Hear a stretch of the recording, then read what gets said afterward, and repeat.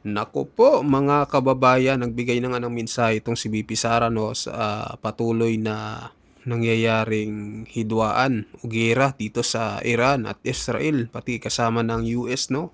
Kawawa yung pati Dubai at Kuwait nadadamay, pati Bahrain mga kababayan. So ayun, pakinggan po natin itong pahayag ni VP Sara Duterte at, ayan, para, medyo ano 'no, yung mga kababayan natin ay lumikas na nga at lalo't, delikado. Marami palang na sumabog na 'no, na talagang nagpapaulan na ng missile mga kababayan, kahit sa mga residential area ay nadadamay na din mga kababayan. At mamaya papakinggan din po natin ay, babasahin natin itong pahayag ni Kong Pulong Duterte patungkol nga ito sa mga EDCA sites na mayroon tayo dito sa Pilipinas. Kasi yung unang tinitira po ng Iran ay ito ngang ah, mga sites 'no ng US mga kababayan. Yun po yung punteriya ng Iran. Kaya nagbigay na ito ng pahayag si Kong Pulong Duterte kasi kung sakaling magkaroon ng, ah, sigalot din dito 'no sa ating bansa, ay sigurado ay damay din tayo kasi marami pong EDCA sites dito sa Pilipinas. So ngayon, ito muna pakinggan natin yung kay VP Sara. Eto na po mga kababayan. Mga kababayan, Assalamualaikum warahmatullahi wabarakatuh. Dahil sa kamakailang paglala ng tensyon at labanan sa ilang bahagi ng Gitnang Silangan, Mm. hinihikayat ang lahat ng Filipino na kasalukuyang naninirahan o naglalakbay sa rehiyong ito na manigurado sa pag-iingat at pagsagawa ng mga kinakailangang hakbang upang mapangalagaan ang inyong kaligtasan. Iwasan ang mga lugar na may nagaganap na operasyong militar o malaking pagtitipon ng publiko. Mahigpit na subaybayan ang mga opisyal na abiso at paalala mula sa mga lokal na otoridad ng bansang inyong kinaroroonan at ng kanilang Ministry of Foreign Affairs. Maging mapagmatyag sa mga balita mula sa mapagkakatiwalaang organisasyon ng media. Panatilihin ang regular na komunikasyon sa inyong pamilya, mga mahal sa buhay, at mga pinagkakatiwalaang kaibigan tungkol sa inyong kinaroroonan at kalagayan. Paniguraduhin na hawak ninyo ang emergency numbers ng ating Departments of Foreign Affairs at lokal na otoridad ng inyong bansa. Siguraduhin valid at hawak ang inyong mga dokumento at pasaporte. Kung lalo pang lumala ang sitwasyon sa seguridad, maging handa na baguhin ang inyong mga plano anumang oras kung kinakailangan. Gayun din, kung kinakailangan, ay lumapit sa ating mga embassy upang mabigyan ng tamang payo sa pinakaligtas na paraan sa pag-uwi ng Pilipinas. Sa panahong ito, nang walang katiyakan, ang inyong kaligtasan ang pinakamahalaga. Naway patnubayan at ingatan kayong lahat ng may kapal. At ipagdasal natin ang kapayapaan, pagkakaisa at kaligtasan ng lahat ng tao sa Middle East. Syukran. Ayun mga kababayan, ano masasabi nyo dito na sa pahayag po ni VP Sara Duterte? So, yung presidente kaya natin mga kababayan nagbigay na ng pahayag. Buti pa ito si VP Sara, no? Talagang concern sa ating mga OFW. Talagang nagbibigay ng ano no, ng payo, ng ah yung yun ngang ano, yung mga kababayan natin na lumikas na nga, pumunta sa mga ganitong lugar, ganyan, para ano no, mapaayos yung ating mga kababayan sa ibang bansa. Pati rin yung mga passport nila no, dalhin din kasi syempre yun yung pagkakakinlalan kakinlanlan ng ating mga kababayan no, na talagang ah, Pilipino sila, at para hindi sila masabi na baka mamaya mapagkamalang mga terorista mga kababayan no. Kaya maganda yung payo ni VP Sara Duterte mga kababayan. So mag-comment po kayo ano masasabi nyo dito sa pahayag ni VP Sara Duterte dito nga po sa nangyayaring hidwaan sa ibang bansa no, dito sa Iran, Israel, at ito ngang US. Marami nagsasabi na US daw ang dahilan kaya nagkakaroon daw ng giyera, mga kababayan, no? So alam naman natin na powerful talaga itong bansang ito, mga kababayan. So mag-comment po kayo, mag-like, at kung anong pahayag nyo dito sa nangyayaring hidwaan sa ibang bansa. Grabe nangyayari, no? Kawawa. Talagang pati yung mga residential area.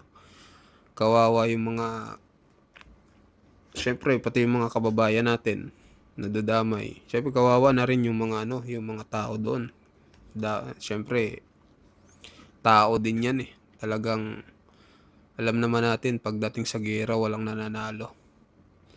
So, yun lang naman, mga kababayan. Mag-comment na lang po kayo. So, ngayon naman, pag-usapan natin itong pahayag ni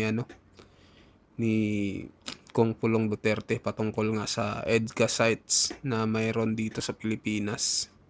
So, basahin po natin yung buong pahayag ni Kong Pulong Duterte. Sabi niya dito, sa ang balita po ngayon nito, Pulong, binatikos ang pagpapalawak ng EDCA sites sa ilalim ng Administrasyong Marcos Jr. Yun na nga yung nakakatakot, mga kababayan, no? Kasi ang daming EDCA sites dito. Paano kung magkaroon ng tension ng Amerika at China? 'Di ba? Syempre ang uunahin niyan yung mga sites dito sa Pilipinas. So, syempre damay na rin tayo, pati yung mga kababayan natin. Sabi pa dito, mariing tinuligsa ni Davao City 1st District Representative Paulo Pulong Duterte ang pagpapalawak ng mga sites sa ilalim ng Enhanced Defense Cooperation Agreement EDCA, kasabay ng tumitinding tension sa iba't ibang bahagi ng mundo, kabilang ang US-Iran conflict at ang patuloy na sigalot sa West Philippine Sea. Sa kanyang opisyal na pahayag, inilarawan ni Pulong ang hakbang ng administrasyon bilang seryosong banta sa pambansang seguridad. The decision of this bangag administration to aggressively expand the Enhanced Defense Cooperation Agreement EDCA sites in the Philippines is a grave national security concern in a clear sign of a government acting not in the interest of Filipinos, but is a compliant puppet of the United States. Ang desisyon ng administrasyong bangag na agresibong palawakin ang mga EDCA sites sa Pilipinas ay isang matinding usapin sa pambansang seguridad at malinaw na palatandaan ng isang pamahalaang hindi kumikilos para sa interes ng mga Pilipino, kundi bilang sunod-sunuran sa Estados Unidos. Ayan, ipinaliwanag pa ng kongresista na sa doktrinang militar, ang mga teritoryong pinahihintulutang gamitin ng dayuhang puwersa ay maaaring maging target sa panahon ng digmaan. In basic military doctrine, any territory made available to foreign forces automatically becomes a legitimate target. Sa batayang doktrinang militar, anumang teritoryong ginagawang available sa dayuhang puwersa ay otomatikong nagiging lehitimong target. Dagdag pa niya, sa pagpayag sa hindi mapigilang pagpapalawak ng access militar ng US sa ating bansa, para na ring pinipintahan ng target ang lupang Pilipino. Iyan, matindi, no? Binanggit din ni Pulong ang lumalawak na tensyon sa pagitan ng Estados Unidos at Iran. Alam naman natin ng Iran, malaking bansa din, mga kababayan, di ba? Sabi pa dito, pati ang posibilidad na mas malaking konfrontasyon sa China. Anya, sa ganitong sitwasyon, ang mga EDCA site ay maaaring maging sentro ng labanan. With tension escalating globally, including the widening fallout of the US-Iran conflict and the ever-present risk of a larger confrontation involving China, These EDCA sites turn out communities, airports, and seaports into potential battlegrounds. Nako.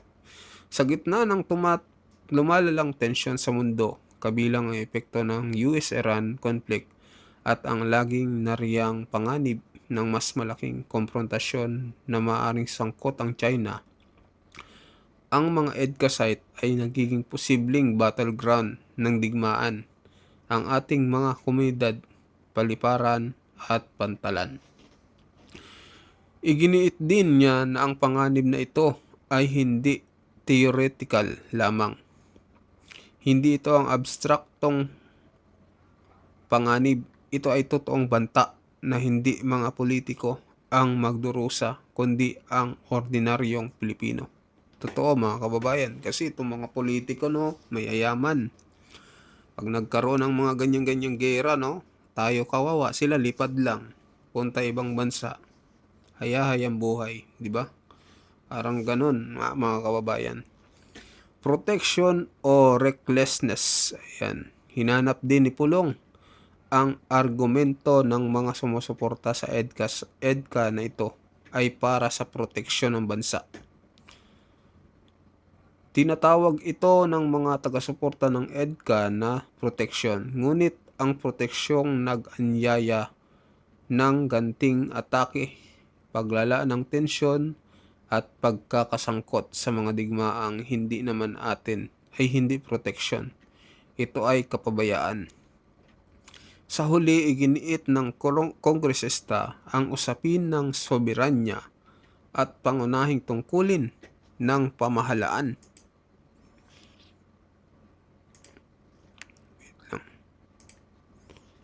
Sabi niya pa dito, the primary duty of government is to protect Filipino lives, safeguard our sovereignty, and keep our nation out of unnecessary conflict.